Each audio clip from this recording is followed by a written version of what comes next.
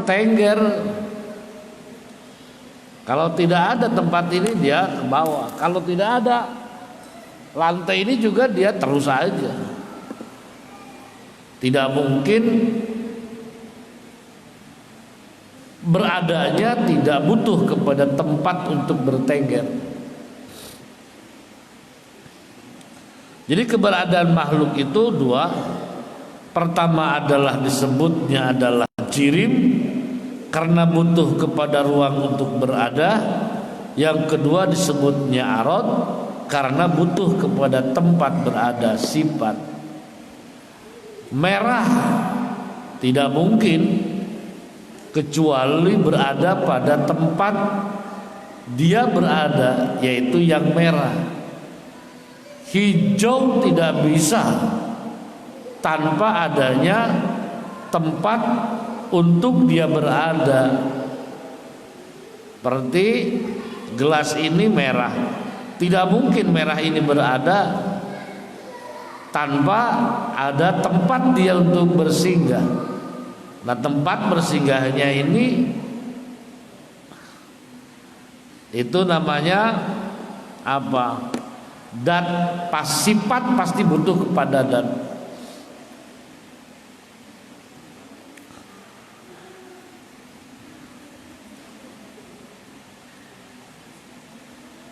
Kemudian alam ini juga kemungkinan antara diam dan bergerak. Antara diam dan bergerak atau berubah ya. Jadi alam ini jirim butuh kepada ruang, arad butuh kepada tempat, dan selama ada dua kemungkinan antara diam dan bergerak. Silakan langit sama bumi sama semua asal yang namanya makhluk pasti seperti itu.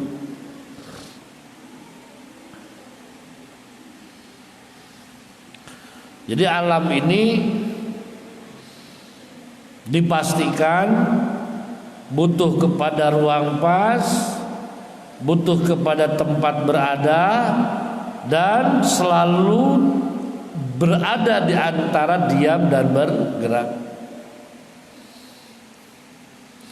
Yang namanya bergerak itu adalah bergerak dari satu kepada yang lain. Misalnya dari ini ke sini, di sini tidak ada, kemudian jadi ada, di sini jadi tidak ada, pindah lagi ke sini, di sini jadi tidak ada, di sini jadi ada. Bergerak itu adalah yang menyatakan dari tidak ada menjadi ada, dari ada menjadi tidak ada.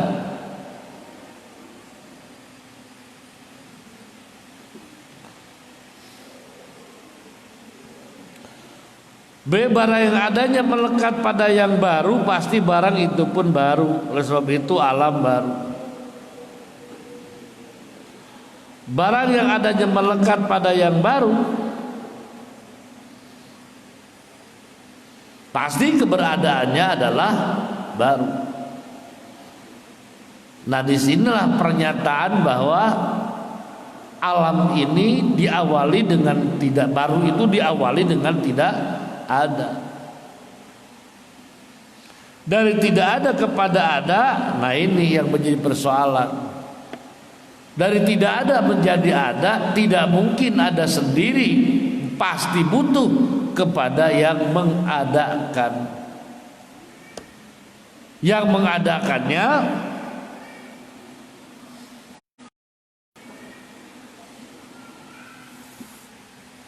itu yang dipastikan harus ada. Alamnya ini adalah wujud dohir, mungkin wujud batin. Wujud batin tetapi yang mumasalah. Akal menemukan alam yang berubah, yang diawali dengan tidak ada dan berakhir pula dengan tidak ada, menuntut pasti harus ada sang pengada dan sang pentiada. Kemudian ini yang menetapkan wajib adanya dat yang mengadakan, wajib adanya dat yang mentidakadakan. Dan yang mengadakannya jangan butuh lagi kepada yang mengadakan.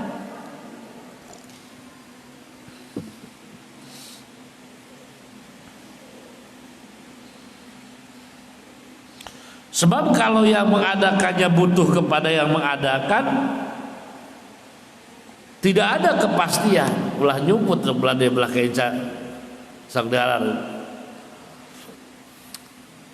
Lama tukang-tukang.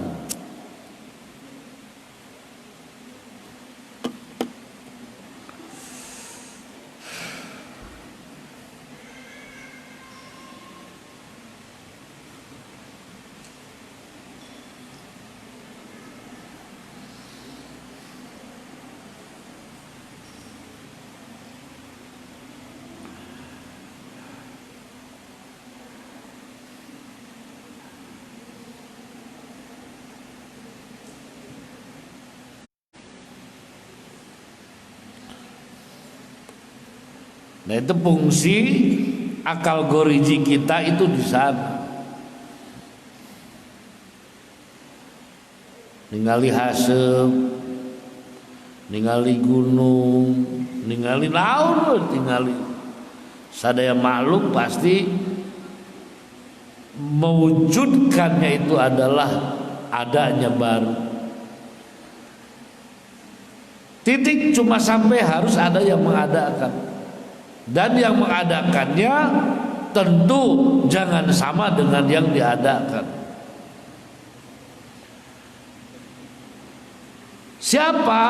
Nah, kalau itu namanya adalah Allah, itu qul man rabbus samawati wal ardh. Jika kamu mempertanyakan siapa yang membuat langit, siapa yang membuat bumi, siapa yang membuat makhluk, membuat alam ini, nah kalau kamu sudah menentukan harus ada, maka yang ada itu adalah Allah Subhanahu wa ta'ala. Maka akal tidak menetapkan adanya sang pencipta, tapi akal hanya mengerti bahwa sang pencipta itu harus ada. Karena akal sebelum dibuat, pencipta itu ada.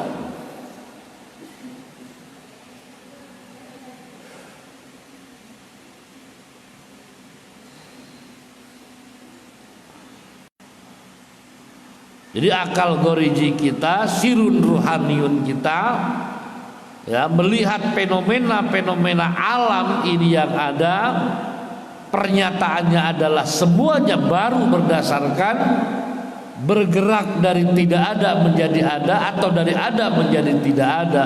Maka wajib ada dan pencipta. Itu adalah kemampuan akal goriji yang diberikan Allah kepada kita agar kita menentukan, mewajibkan adanya dan pencipta.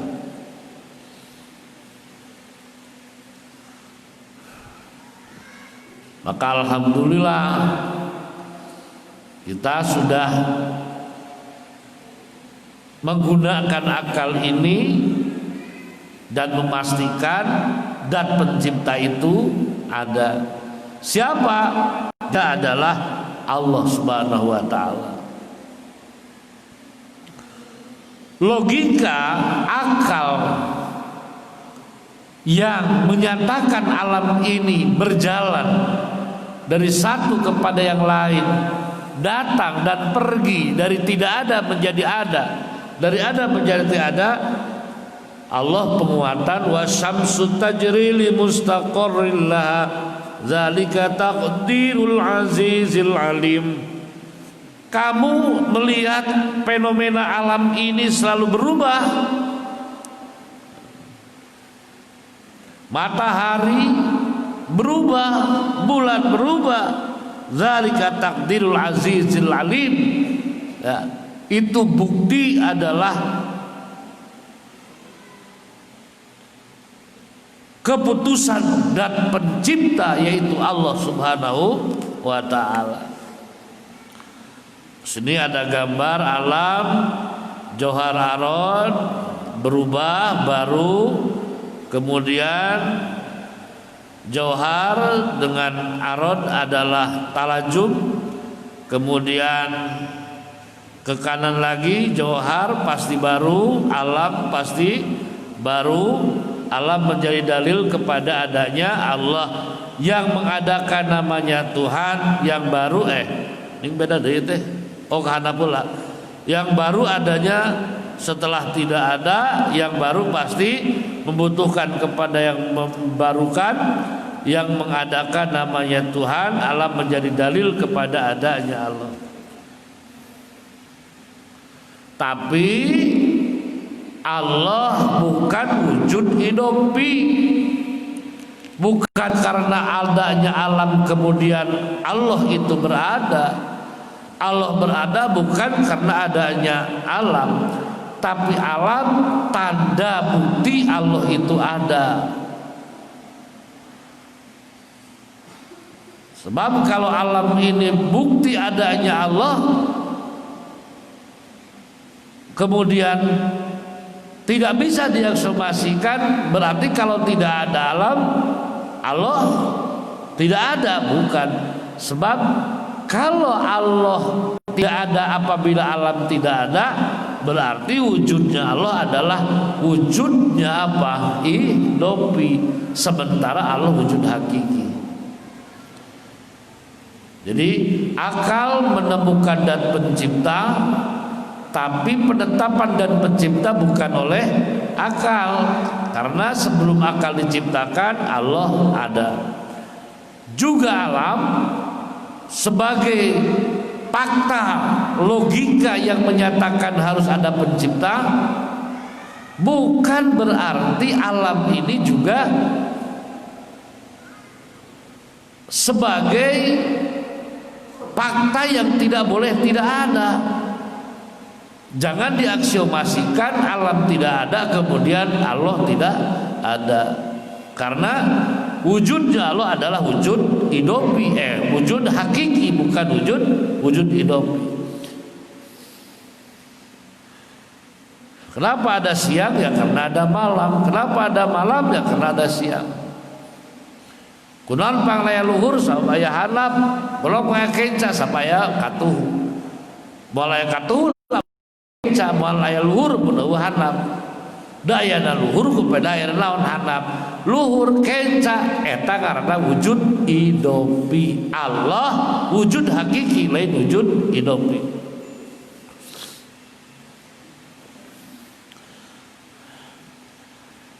Jadi Allah pasti aya.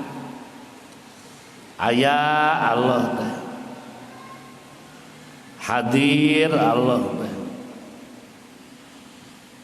Ngan Allah lain jirim, tebutuh karena ruang. Allah lain aron, tebutuh karena tempat cicing.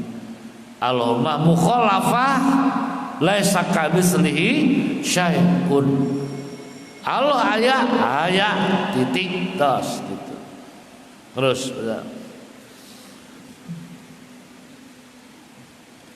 pasal 3 sifat salafiyah. Al-Salafiyah salafiyah. Salafiyah adalah bahasa Arab dari kata salam, artinya mencabut, lalu ditambah yanis, artinya sifat yang mencabut data dan sifat yang disebut makhluk yang tidak layak bagi Allah. Oleh karena sifat salafiyah menjadi sifat yang mencabut data yang mustahil bagi Allah, maka disebut juga sifat adamiyah, artinya menjadi sifat dengan seperti arti tidak ada permulaan, pokok, tidak ada akhir dan sebagainya. Dilihat dari sudut istighna dan iftikor, sifat salafiyah ini termasuk sifat istighna, artinya sifat yang tidak berkaitan dengan keberadaan makhluk, tapi merupakan suatu tanda kemampuan dan kebesaran Allah saja, kecuali sifat wahdaniyah fil af'al, termasuk kepada sifat iftiqar, yakni sifat yang berkaitan dengan makhluk, sehingga makhluk selalu membutuhkan sifat tersebut. Dilihat dari sifat konsideran sifat kamal, jalal dan kohar, sifat salabiyah ini termasuk sifat kamal, yakni sifat yang dengan sifat tersebut cukup untuk menunjukkan bahwa Allah itu ada. Namun ini juga kecuali sifat wahdaniyah fil af'al yang termasuk sifat kohar, artinya sifat Allah yang memaksa makhluknya untuk ada atau tidak ada. Banyaknya sifat salabiyah pada pokoknya tidak dapat dihitung. Hanya para ulama usul menyimpulkan dengan 5 sifat, sehingga untuk memarifatkan seluruh sifat salabiyah cukup dengan 5 ini: 1 tidak, 2 baqa, 3 mukhalafatul lil awaris, 4 yang mu'minan sihi, 5 wahdaniyah. Oleh karena sifat salabiyah ini adalah mencabut makhluk, yakni segala sifat yang lazim ada pada makhluk, maka untuk lebih memperjelas sifat salabiyah tersebut, kita perlu mengetahui apa yang disebut makhluk. 1 makhluk tauhar, 2 makhluk arad. Selesai sifat wujud. Hiji wujud ayat Allah, Tuhal Allah ayat ari dalil anu nuduhkeun kana wujud Allah Ta'ala ayat melanana nyatana ieu sakabeh alam jadi ciri kana ayana Allah ya. Ulah kabablasan ciri ya. Ayeuna nu kadua hiji nafsiyah, nu kadua salabiyah. Naon nafsiyah? Nafsiyah mah eta teh wujud ainal maujud aya teh datiahna nu aya. Tapi aya lain nu aya, da aya nu aya bahasa aya pikeun barang anu aya selama nu aya na aya, tapi aya lain nu aya, da aya nu aya nu aya.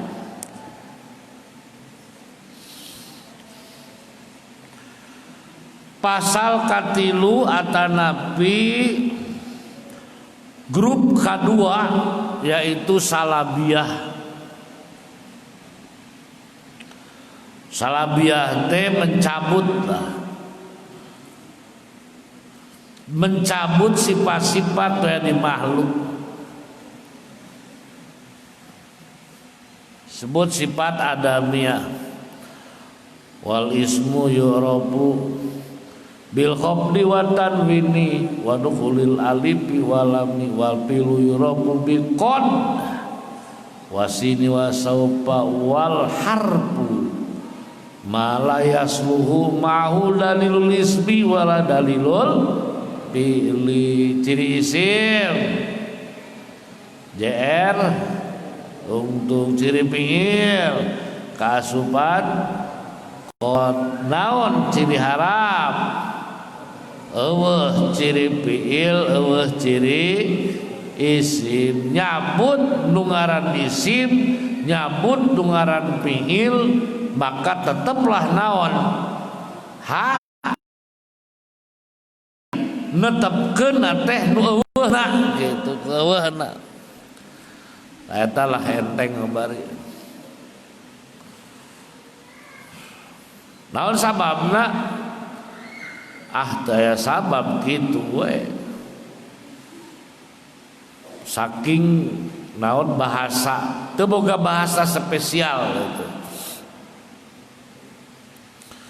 Teu boga spesial jeung Allah.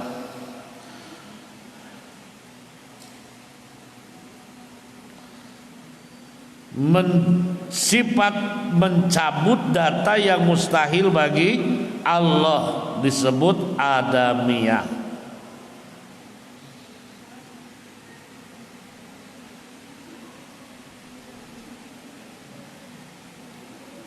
Boro-boro jang khusus jang Allah. Sunda we jeung bahasa Indonesia, Jawa jeung Sunda geus beda. Cokot, cokot cek Sunda mah diambil, cokot cek Jawa mah digegel. Beda. Ai di Sunda mah dana, di Jawa mah dono. Beda. Di Jawa mah momo, romo, di Sunda mah rama.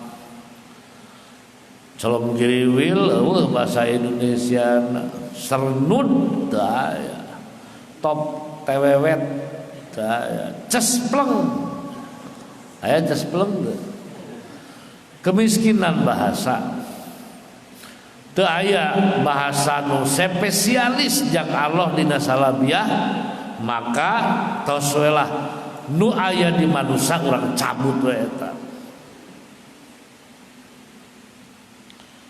Sehingga bersih Allah tina sifat-sifat kamahlukan.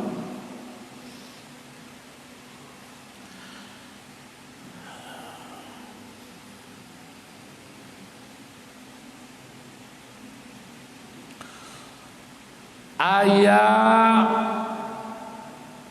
anu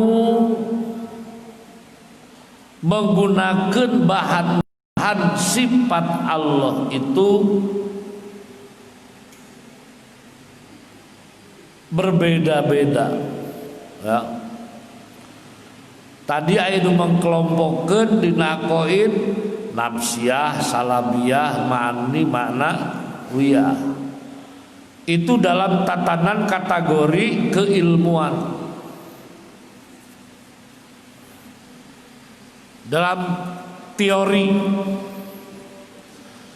aya anu mengkelompokkeun deui itu para ahli,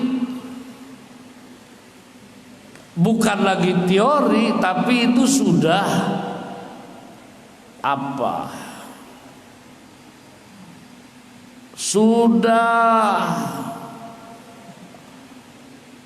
Sudah menjadi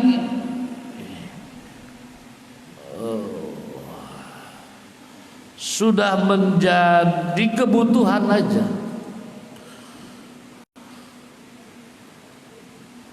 Sudah menjadi kebutuhan. Itu memposisikan diri di hadapan Allah, sudah reposisi diri. Jadi bukan berbicara pengkelompokan sifat-sifat Allah berdasarkan pemikiran, tetapi mengkelompokkan nama-nama atau asma sifat-sifat Allah itu untuk konsumsi diri. Dikelompokkan menjadi yang 20 itu jadi dua. Satu kelompok namanya iftiqar, yang kelompok lain namanya istighna. Apa kebutuhan disebut iftiqar dan apa kebutuhan disebut istighna? Karena dengan istighna maka diri sedang dalam kondisi berada di hadapan zat yang tidak ada kekurangan. yang tidak ada kekurangan. Istighna, semuanya lewat. Nah, semuanya lewat. Lempang ada pungguh sorangan.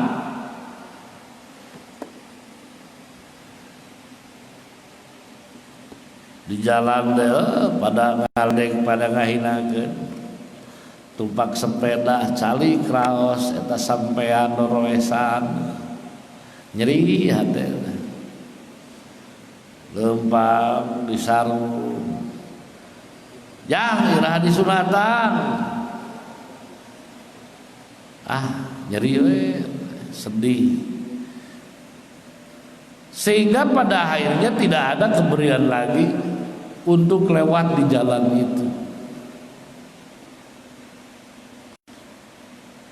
Nah, suatu hari ada orang yang waduh super, si Bambang, si Aswatama, si Jayasena, si Epredi Batu Tujuh, Sahau Kadua Gaplok, bulu bintis keris urat kawat tulang wajah jangkung badak sobatnya angen ka urang da lempang deui kadinya iraha aing lempang kadinya ayeuna mah wani aing teh naon sababna aing dibarengan jeung anu orang super.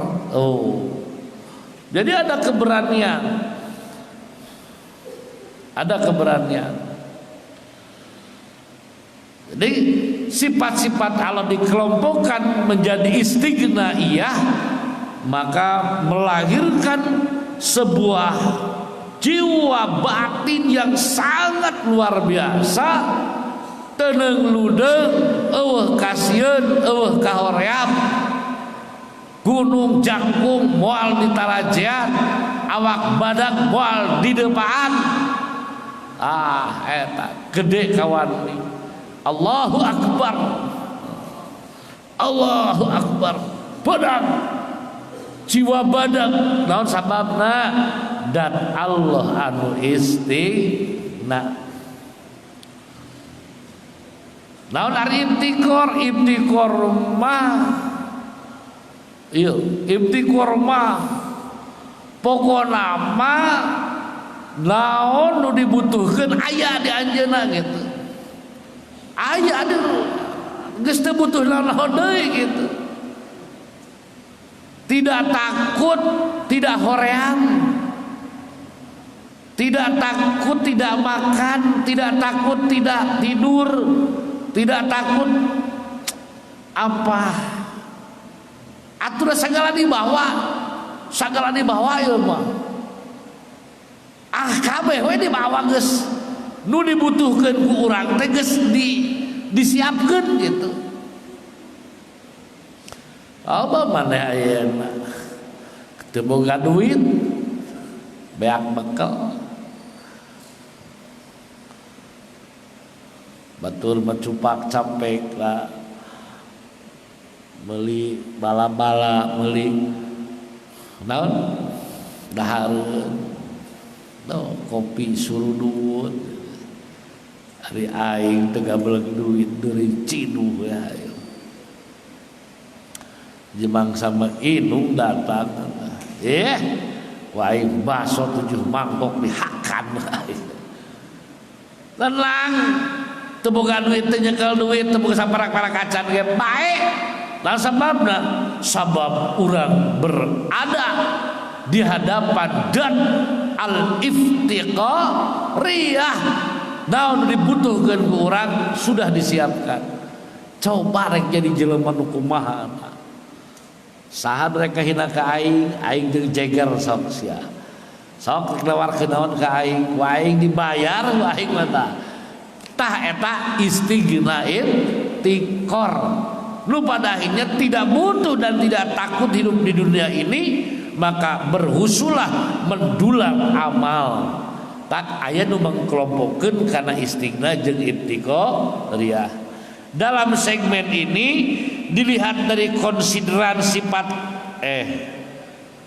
ning aya deui tah ning mana be teh konsideran mana be teh kayak dibaca be teh ibtikor adalah tidak berkaitan dengan keberadaan makhluk tapi merupakan suatu tanda kemampuan dan kemana kebesaran Allah saja kecuali sifat dayat. Jadi sifat ibtikor tah salabiah teh kasub istighna kecuali wahda niat ada niat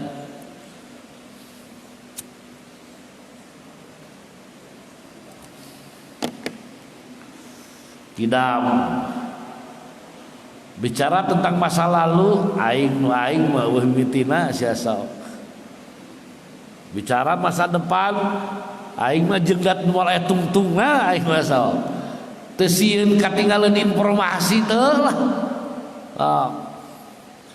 ayeuna teknologi HP sabulan sakali robah teu sieun aing naon pejet HP mah Allah moal pejet siasa bako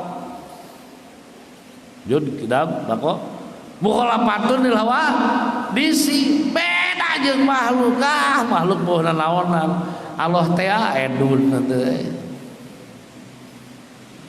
kiamuh binafsi teu butuh ka makhluk henteu teu butuh kana tempat teu butuh ka nu ngajakeun kecuali sifat naon dah wahda niat eta mah asup kana naon tah gudang anu gede ibtikor eta mah asup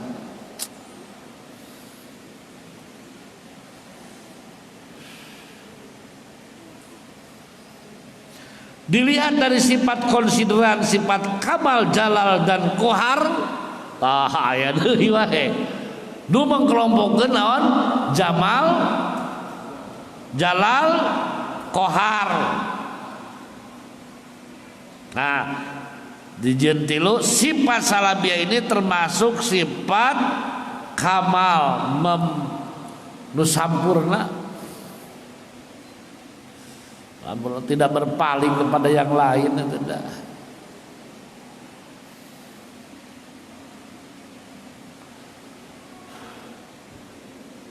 Sempurnanya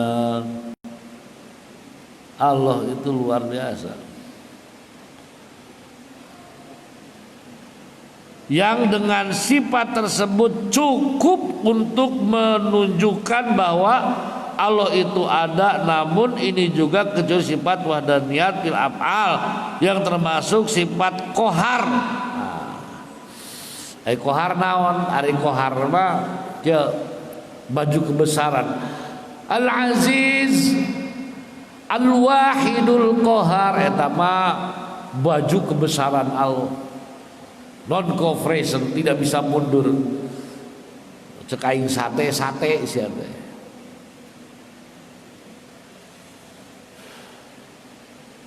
Baju kebesaran.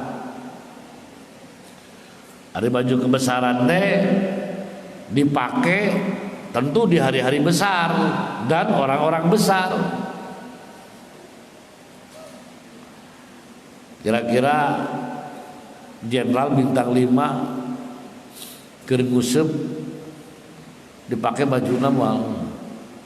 Hah? Oh. Pak Bupati ya keur naon keur badminton dipakai moal eta bentang lah moal iratu dipakena kayak ari acara keur sakralitas lah dipakai dihareupeun tamu-tamu agung karena dipakai. Nah, maka lamun Allah keur ngaebrehkeun Jabbar, ngaebrehkeun Qahar, Al-Wahidul Qahar. Eta garten ayatan mamehna.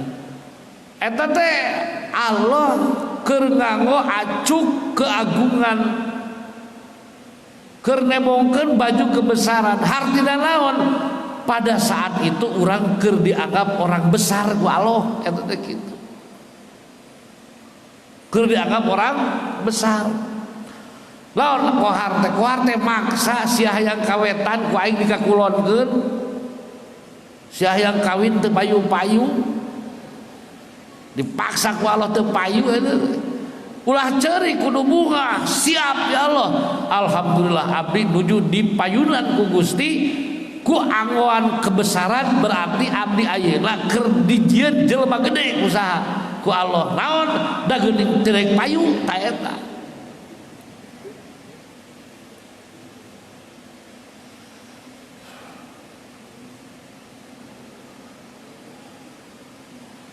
Jadi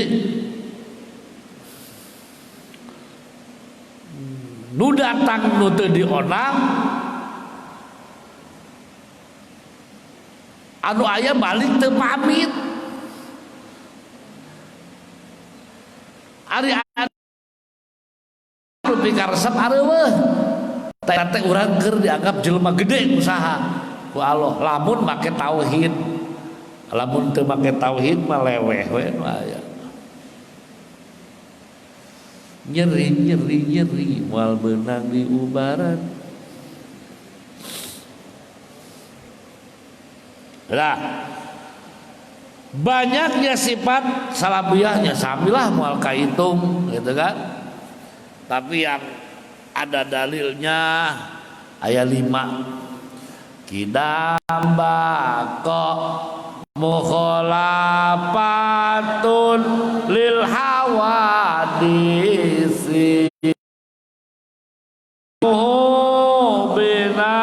binafsihi wahdaniyat kudrat iradat tos wahdaniyat geus gitu kudrat iradat pateu kaasupkeun.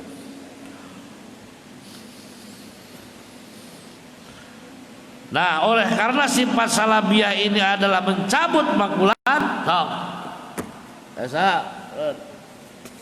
Aduh.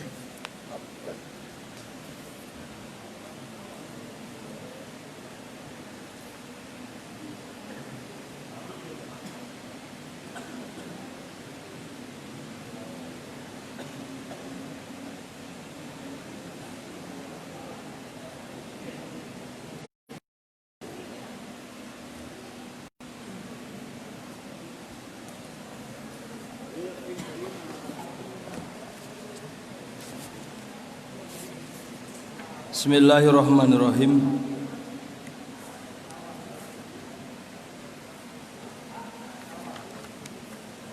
Pasal kedua, sifat nafsiyah. Ini langsung ke poin C, yaitu dalil akli sifat wujud, di mana ada bagan atau skema tentang keberadaan alam.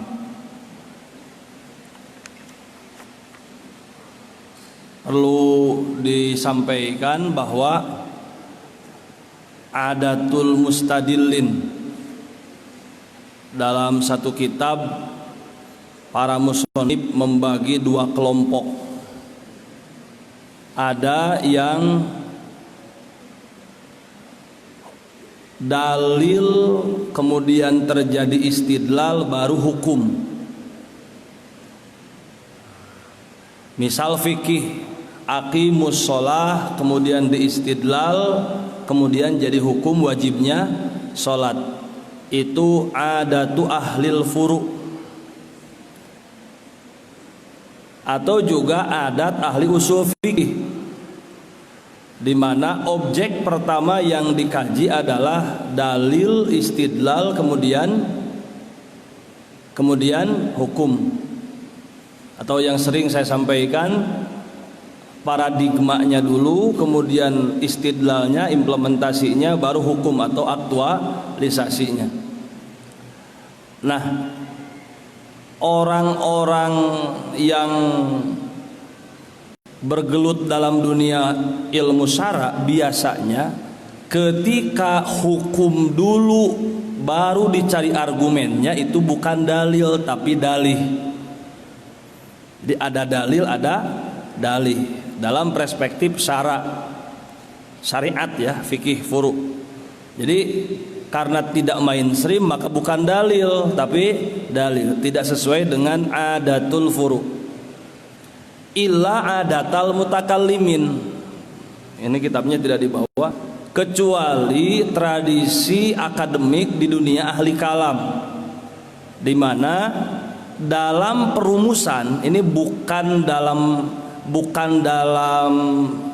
runtut raut sumber dan hasil.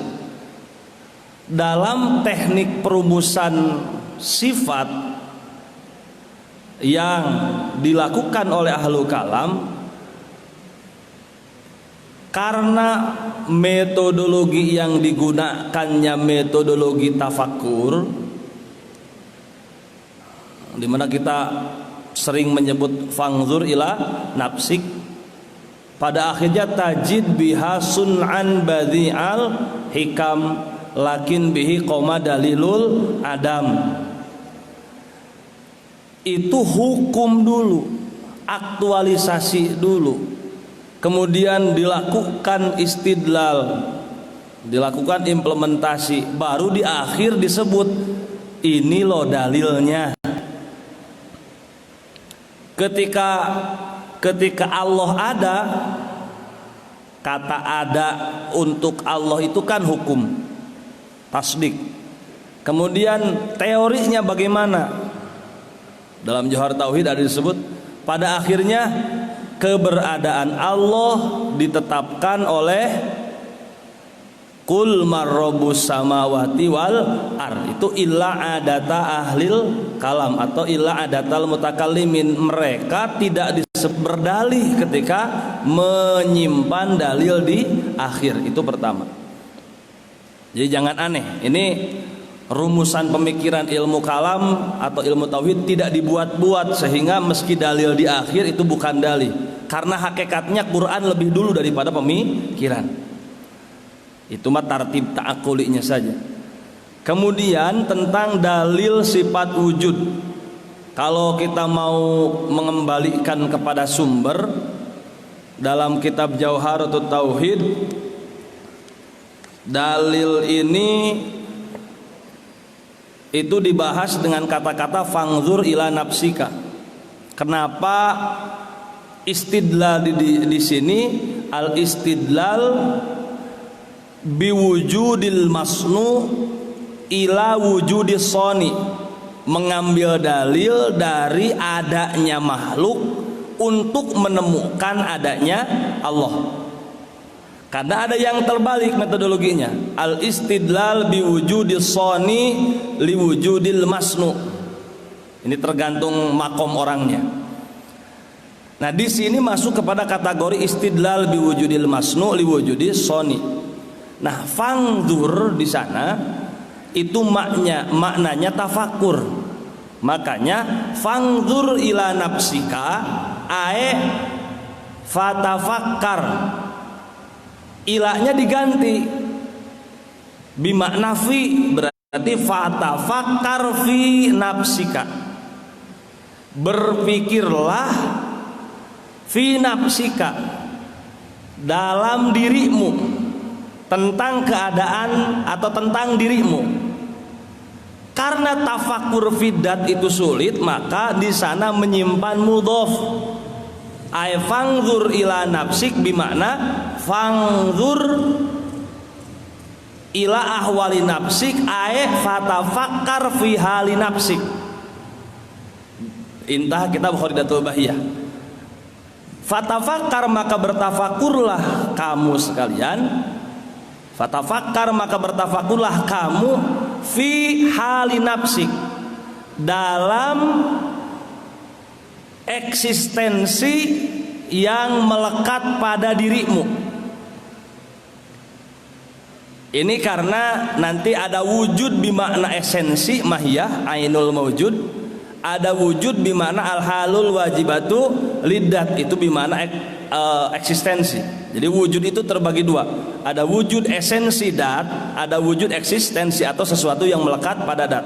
Nah, nanti ada wujud dati, ada wujud ghair dati. Yang diperintahkan di sini, fangzur ila nafsika ay fatafakkar fi ahwali nafsik, adalah bertafakurlah terhadap hal-hal yang melekat pada dirimu. Maksudnya mahmul atau musnad yang melekat pada maudu atau musnad ilaih. Kenapa di sana dimaknai dengan fi hali nafsik atau fi ahwali nafsik? Sebab perintah yang termaktub dalam Al-Quran itu selalu menyebutkan nisbah. Inna fi khalqis samawati wal ard laqad khalaqnal insana min sulalatim min tin. Selalu disertai dengan kata kerja atau kata sifat. Makanya yang diperintahkan di sini, bertafakurlah kepada predikat yang melekat pada dat. Bertafakurlah kepada eksistensi yang melekat pada esensi. Ini penting untuk diketahui sebagai sebuah rumusan berpikir, karena musannif dalam kitab Jauhar Tauhid ketika menyebut fangzur ila nafsik itu membuat kategori. Ada Allah, ada alam. Siapa alam? Kita tidak nanti membahas apa yang dimaksud alam. Itu di sana disebut kullu ma siwallah minal maujudati wal ahwal. Nah, yang ada misal alam itu jenis ya, jenis.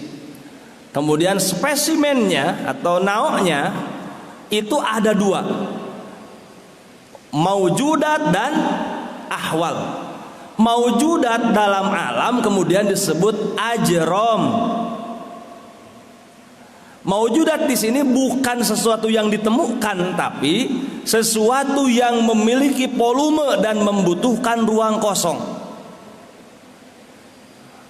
Al-ajrom bisa ajsam, bisa ajrom. Kenapa disebut maujudat? Muradnya di sini ajrom karena maujudat, kata maujud kalau maknanya makhluk dijamakkan jadi maujudat, itu untuk wujud yang goir dati. Kalau wujud itu orientasinya kepada Allah, maka tidak dijamakkan menjadi maujudat. Maka alam di sini minal maujudati, artinya sesuatu yang ditemukan ghair dati. Wal murad biha, yang dimaksud dengan maujudat adalah al-ajrom, sesuatu yang memiliki volume dan membutuhkan ruang kosong untuk eksistensinya. Kemudian ada al-ahwal. Al-ahwal di sini adalah predikat-predikat yang melekat pada ajrom, yaitu a'rod. Nah, maka ketika tafakur ini objeknya adalah halu nafsik, suman takili lil alawil uluwi sumas supli, bisa supla tajid bihi, itu kan setelah dirimu lalu kemudian ke alam atas, maksudnya falakiyah, alam-alam yang ada pada orbit di atas. Summa supli bukan hanya tanah, tapi apa yang turun dari falakiyah, termasuk angin. Alam supli bukan alam atas.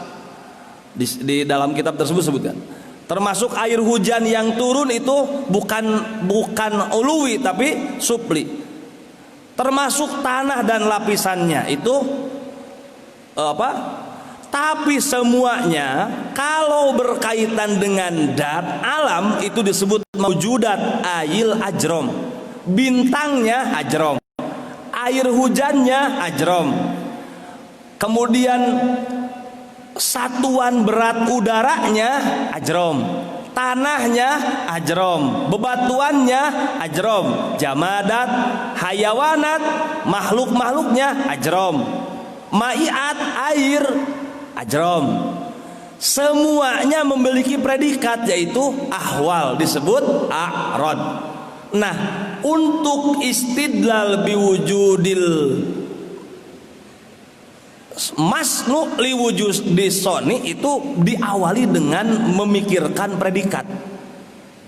Berarti bergeraknya udara, pergerakan bintang gemintang, turunnya bagi hujan, bergeraknya awan, bergesernya tanah, baik yang musyahadah atau yang bidalil, itu adalah salah satu hasil dari pemikiran terhadap ahwalun nafsi. Ketika hal yang melekat pada nafsu itu ditemukan berubah min wujudin ila adam, maka ahwal itu karena erat dengan maujudat, maka annal ajram mulazimatun lil a'rad. Tidak harus lagi berpikir tentang nafsi, tentang maujudat, tentang objek-objek tentang maudu-maudu di alam. Cukup dilazimkan, karena arodnya baru maka alam ajrom pun baru. Wa kullu maladijimal hadis bahwa hadisun. Ini kemudian jadi rumusan. Nah, itu kalau dicari sumbernya dari kitab Ummul Barohin. Kemudian apalagi dalil-dalil di sini. Kul mar rabbus samawati wal ar. Ini kan tentang siapa. Mar rabbus samawati, bukan berpikir tentang Allahnya, tapi berpikir tentang proses yang Allah eksekusi dengan kudrat dan direncanakan dengan iradatnya. Mar rabbus samawati wal ar. Ada faktor istaqarrat rabbus samawati wal ar. Kul man istaqarrat rabbus samawati wal ar kulillah. Jadi istaqarratnya ditemukan. Jadi tafakkaru fi khalqillah wala tafakkaru fi datillah. Ayat tafakkaru fi ahwali, ayat tafakkaru fil ahwal allati fi khalqillah wala tafakkaru fi dat. Jadi berpikir itu orientasinya ghair dat, bukan dat. Wasamsu tajri, jadi objek arod itu tajrinya. Kemudian dari tajri kemudian samsu melekat pada tajri. Maka setiap yang melekat pada hal baru, samsu pun disebut baru. Inilah yang kemudian Asy'ariyun berpandangan bahwa alam itu hadis. Karena berpikir kepada ahwal kemudian menisbatkan maujudat terhadap kebaruan alam tersebut. Paham? Jadi ketika predikatnya baru maka alam pun baru. Minal uluwi summa supla, termasuk diri kita. Beda hal ketika Mu'tazilah menyebut alam qadim dan yang lainnya. Itu yang pertama tentang rumusan dalil. Nanti akan ditambahkan. Yang kedua tentang sifat salabiyah. Tentang sifat salabiyah nanti akan dipertegas lagi oleh Syekhuna guru kita. Tentang salabiyah. Salabiyah itu diijtihadkan oleh Asy'ariyun menjadi sifat wajib bagi Allah dengan kategori salabiyah. Kalau dalam kitab Ummul Barohin, istighna dan iftikor sebagai makna la ilaha illallah, dari istighna kan menghasilkan 11 sifat, ya, wujud, qidam, baqa, mukhalafatul lil hawadisi, kemudian qiyamuhu binafsihi. Kemudian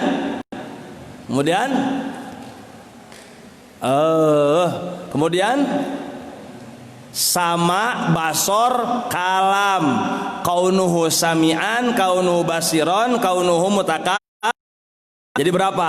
11. Kemudian dari tanzih minal hudus wal agrad ada sifat jaiz.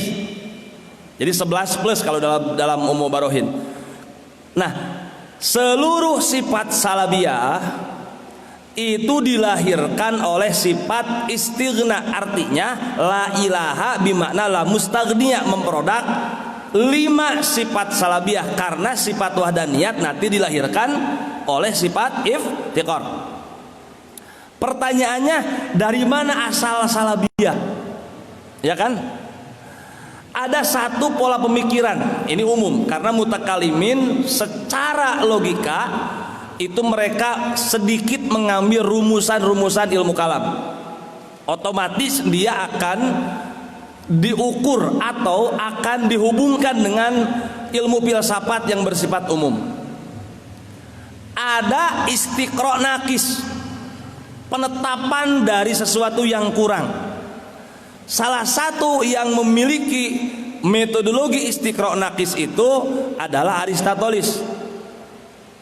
Bahkan dalam generasi setelahnya itu ada 3 kategori Immanuel Kant. Dari istiqra nakis ini kemudian Aristoteles mengelompokkan sesuatu yang kurang itu menjadi 2 kelompok. Satu johar, yang satu arod. Saya ulangi, satu johar, yang satu arod. Itu bahasa Latinnya ada, karena ada kitabnya Maqulatul Ashar sebagai tarjim berbahasa Arab dari kitab di Kategoria.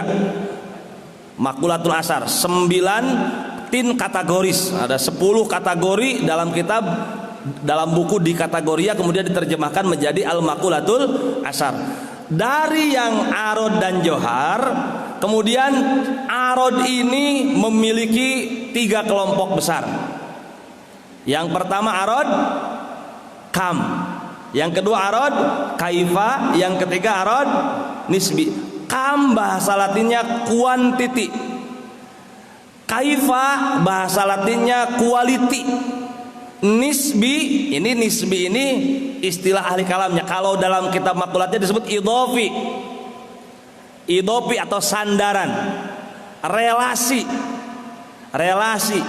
Jadi quality, quantity, quality, relasi. Kalau johar tadi disebut esensi, kalau aro disebut eksistensi. Yang eksistensi terbagi 3, eksistensi quantity, quality, relasi. Kemudian terutama yang idhofi itu terpecah menjadi apa? 1, 2, 3 sampai berapa? Aina untuk place atau makan, mata untuk waktu, kaifa, kemudian wado, milki, fi'li, aktif, infial, fasib,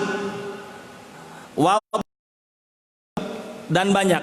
Nah, kitabnya di MO4 gerak terus diawas kerasa potong tetamat-tamat. Tiap MO4 ngawas makulat tetamat-tamat. Walhasil dari metodologi yang bersifat istiqra nakis yang asalnya dari Aristoteles, kemudian para ahli kalam mengkategorikan dari sifat istighna itu ada hal yang mencabut sesuatu yang layak di makhluk, tidak layak di Allah. Saya ulangi, maaf, kebalik ya, mencabut sesuatu yang ya layak di makhluk, tidak layak Allah, dengan 10 alat cabut, lebih tepatnya 9. Atau dalam kitab Johar Maknun, ini saya bawa kitab di Jamu' Jawami jilid 2, nanti ada setelah pembahasan makna wujud dan makna Adam, ada urutan tentang bagaimana lahirnya sifat-sifat salabiyah. Atau dalam Johar Tauhid tapi ala sabilil ijmal, yang detil itu justru dalam kitab Johar Maknun. Wal kaifiyatu hiya al malak wal kaifiyah hiya wal malakatu hiya al kaifiyatur rasikhatu bin nafsi wal murad bil kaif aradun la yatawaqqafu ta'aqquluhu ala ta'aqqulil ghair wala yaqtadi al qismata wala qismata iqtidaan awalian. Itu mengurai seluruh makulat yang berapa? Yang 10. Walhasil nanti aspek sifat salabiyah ini dalilnya atau metodologi perumusan dalilnya ahli kalam mengambil dari istiqra nakis yang umum dikaji oleh ilmu kalam. Itu saja. Selain itu secara detail akan disampaikan oleh ada ya.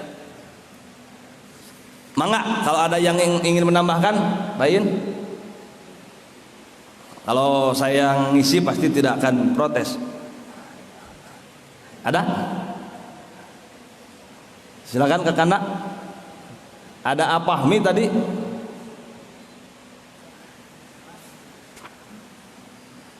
Atau begini, kalau tidak ada yang nanya, ada yang nanya lagi?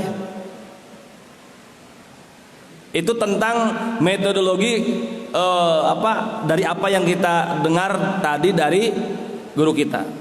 Kita sudah sampaikan sebelumnya kemarin, apa yang menjadi thoriqoh atau wasail itu perlu atau wajib diketahui tapi tidak berkonsekuensi hukum, ya. Apa yang menjadi madah atau isi wajib diketahui dan berkonsekuensi hukum. Jadi lamun anjeun teu apa metodologi teu doraka ngan aya kemungkinan picilakaan teu apal jalan gitu. Yang kedua, dalam kitab Kholidatul Bahiyah itu ada wajzim sifat wujud ya. Bednya ketika wujud disebut nafsiyah, ini kan debatable antara Asy'ari dan ghair Asy'ari. Nah, kalau ada pertanyaan di manakah letak la maujuda illallah, aspek benarnya dan aspek salahnya, di mana kita mengucapkan la maujuda illallah sebagai ikrar dari, sebagai bentuk pengaktualisasian dari sifat wujud. Yang benar seperti apa, yang tidak benar seperti apa. Karena wujud itu ada wujud dati bimakna mahiyah atau esensi, ada wujud goer dati bimakna eksistensi. La maujuda illallah itu lahir dari pemahaman wujud itu ainul mawujud.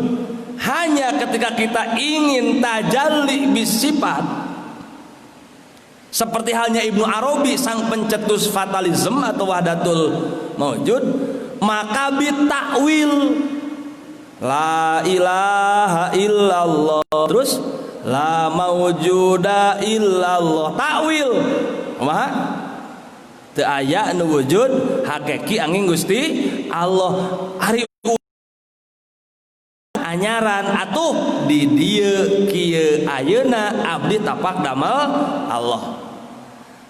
Lebih jauh lagi dalam ilmu kalam ada filsafat mulah sadra atau sadrisme yang menyebut tentang wujud.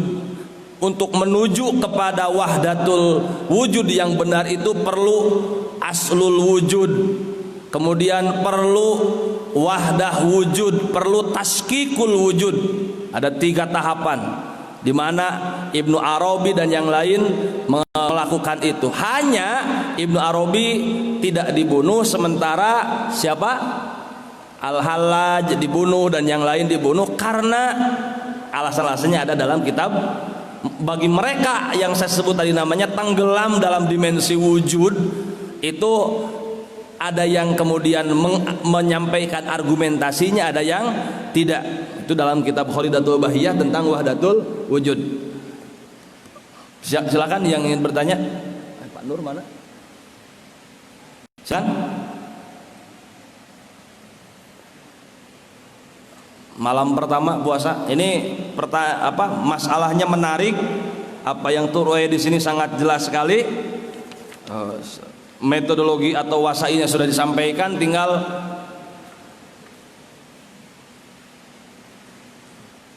Silakan. Ada? Tidak ada ya? Dan kepada Kakanda yang pasti akan menambahkan, silakan.